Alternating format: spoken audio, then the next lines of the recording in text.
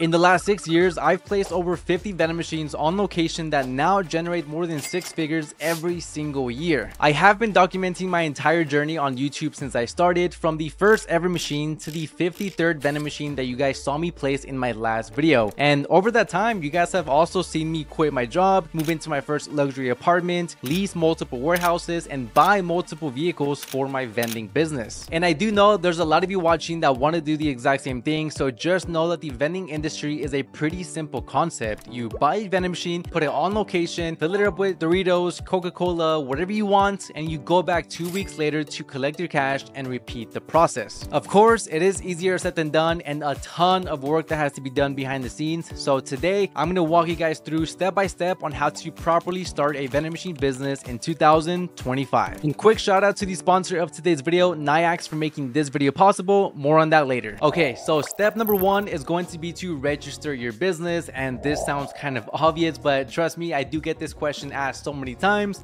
Jaime, do I need an LLC if I'm only going to have 1 or 2 machines? And the answer is yes. It doesn't matter if you're going to have 1 machine or 1,000 machines. It is a business at the end of the day, so you need to treat it like one. And yes, I know it can be pretty expensive to get an LLC for only a couple machines, especially for some of you guys like California. I think you guys have to pay $800 per year. Yeah, no thanks. I'll stick to my hot, humid weather here in Texas and my one-time fee of $300 for an LLC. Regardless, it's still totally worth it, especially if you're going to do this for a long time, because it is going to save you a lot of time and money. For example, when you do your taxes at the end of the year, almost anything can be written off in a vending business.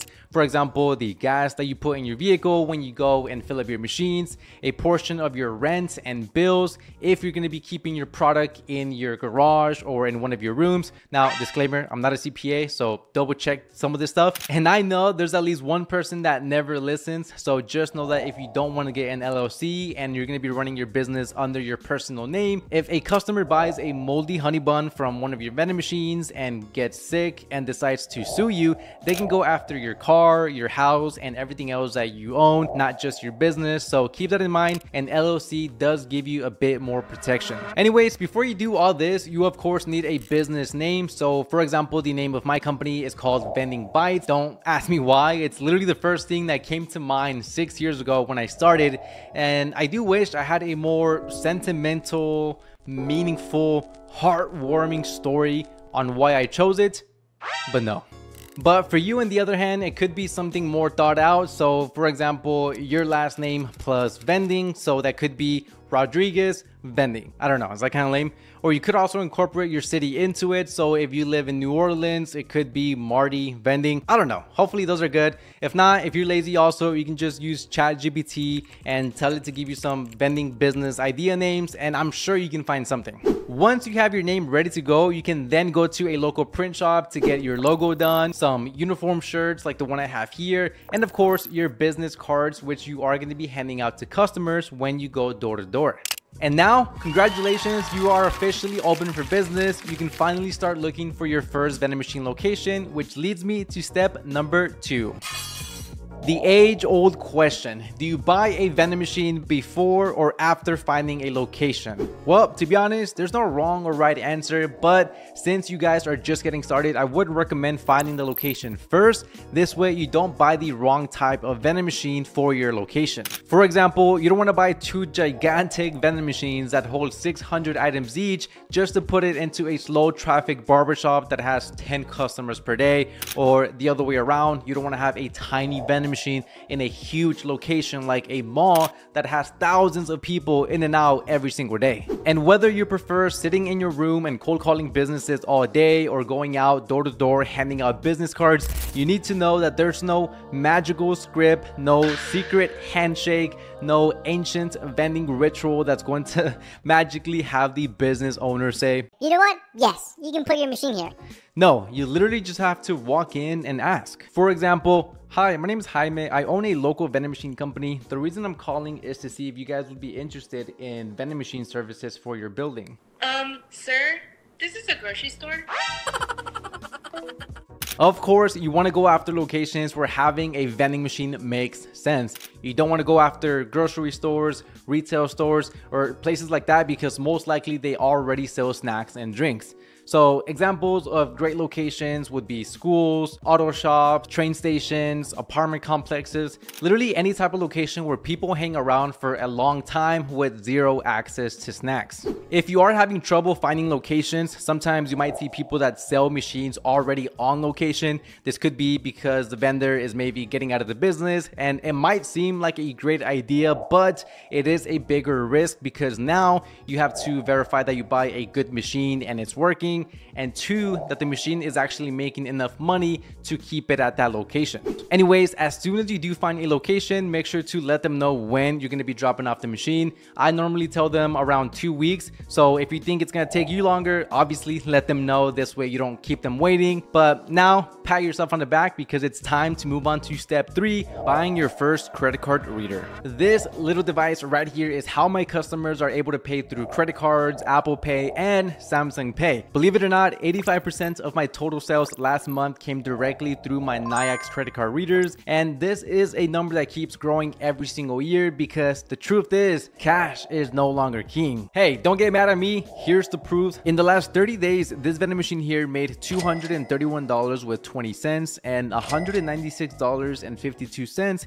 came directly from credit card sales and Apple Pay users. Or take a look at this combo machine here inside of a laundromat. In the last 30 days, it made $308 with 268 also coming directly from credit card sales. This is why I love the sponsor of today's video, Nayax. They are the leading credit card reader company in the world that not only increase sales in your vending machines, but also help you keep track of important information through their MoMa app. Everything from being able to set up alerts that will notify you if your vending machine is not working, analytics to keep track of sales, and best of all, an inventory tracking system that literally lets you see what is sold out in your machine. This will literally save you thousands of hours every single year and help you run your vending business more efficient. If you guys want to pick one up, click the link at the top of the description and use the promo code Jaime for an additional discount. Thank you again, Nayax, for sponsoring today's video. Now let's move on to one of the hardest steps, buying your first vending machine. Buying a vending machine can be extremely scary because there is hundreds if not thousands of different types of vending machines out there, and I know when I bought one of my first couple machines, I had no idea what to buy, what to look out for, or nothing. So unfortunately, I did buy a bad machine that broke down way too often. I was actually losing money at the location where I had it because all the profits that I did make went back into fixing that machine. Which, by the way, I ended up taking my machine out of that location because a lot of employees were putting tape on dollar bills, putting it into the machine and pulling it right back out to try to get something for free, which, by the way, it doesn't work. Please don't try it. It ended up breaking my machine multiple times. I just kept losing money, so I took it out. Anyways, a good rule of thumb is to only buy American-made vending machines or from manufacturers here in the US, because if you do have a vending machine that breaks down, it's going to be much quicker ordering parts than having to wait weeks or months ordering something from like China. I mean, the time zones are completely different. You're gonna be up at 3 a.m. trying to talk to someone just to order a bill acceptor. Let's actually go on Facebook Marketplace real quick so I can give you guys a few examples on what I mean. So here we can already see a bunch of different types of machines. We have drink machines, snack machines, combo machines like this one where you have snacks on top and drinks in the bottom. These are perfect for like smaller locations that don't have a lot of space, but obviously, I know what I'm looking at. I can go through this entire list and know which ones are good and which ones are bad. I mean, I am a professional after all, but I can't imagine how it might be pretty hard for some of you guys. So there is 3 things you guys need to check before buying a used machine. Number 1 might sound obvious, but make sure the machine does turn on. Number 2, make sure it does accept coins and dollars. And number 3, if it is a drink machine, make sure it does get cold. It only takes like 5 minutes for you to be able to put your hand inside and feel the cold there. And this is important because if it doesn't, it could be a repair as low as $50 or all the way up to $1,500. For this example, let's look at this snack machine here. It is pretty old, but it's also pretty cheap.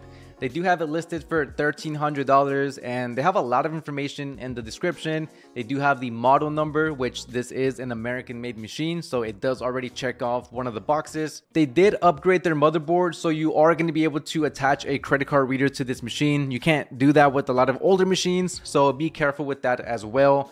And besides that, they also have a brand new coin mechanism and the machine takes $1 and $5 bills, so that does check off another one of my boxes as well. Even though they're saying that everything in the machine works, obviously you don't want to take anybody's word for it, so you still want to check everything yourself just to be safe. And if everything is good, it's not a bad deal overall. $1,300 for a working snack machine. I'm pretty sure you can get them down to $1,100, maybe even $1,000, which again would be a pretty good deal for a working snack machine. Last but not least, we have step number 5, which is going to be delivering your vending machines to your location. Now, there is a couple ways to do this. Number 1, you hire a moving company, which can get pretty expensive depending on how many machines you're moving.